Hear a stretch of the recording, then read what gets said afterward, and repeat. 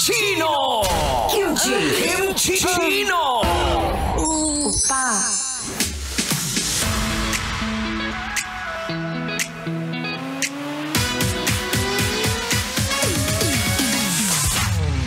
At muling nagbabalik si Kim Chino, hindi katulad ng ex mong iniwan ka at hindi ka na binalikan pero minumulto ka pa rin ng mga iniwang trauma sa'yo.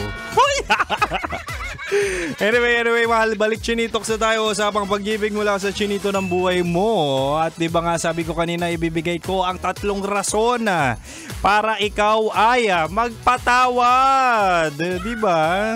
Pagkakataon na para isalba natin yung relasyon nyo. Kaya naman mahal, recap na tayo. Sabi ko kanina, forgiveness is a must kasi it keeps the communication open. Diba? Ito yung sinasabi ko kanina na pag nagpatawad ka, ito ay isang reset button. Hindi para makalimutan yung kasalanan, hindi para makalimutan yung pagkakamali, kundi i-open yung door para pag-usapan ang nangyaring insidente. Wow! Hindi para maayos, 'di ba? Para i-voice out mo kung ano 'yung naramdaman mo nung mga pagkakataong nagkasala siya at nagkamali at gawing tama, no? At iwasang maulit-ulit. 'Yun yung main catch doon eh. At syempre, kapag napatawad mo na, pwede na ulit maglabing-labing.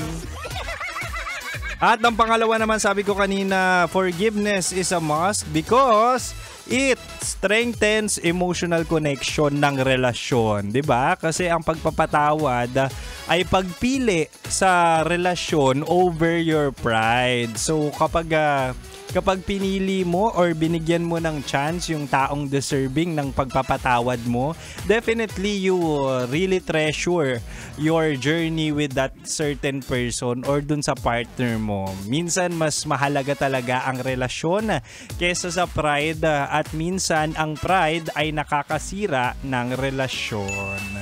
Kaya naman, dumako na tayo sa ating pangatlo't panghuli. Forgiveness is a must kasi it brings peace. Totoo lang, di ba? Not just sa relationship, kundi sa sarili mo na rin, di ba? Hindi mo kailangan dalhin ang bawat away nyo ng jowa mo habang buhay. So, that would be the time for you to realize na let it go kasi love is already heavy at kapag dinala mo pa yung sama ng loob, dinala mo pa yung mga pwede mong isumbat sa relasyon, ay talaga nga namang bibigata ang iyong nararamdaman. Hindi lang yung relasyon mo, pati na rin yung peace of mind mo ay talaga nga namang mawawala. 'Di ba? Walang relasyon ang tatagal kung lahat ng sakit, no, at problema ay kinikimkim. Kumbaga ang pagpapatawad ay kalayaan sa lahat ng grudges, sa stress, sa emotional baggage, at kapag magaan na yung loob nyo sa isa't isa, ay talaga nga namang may space na kayo para pagpalakasin.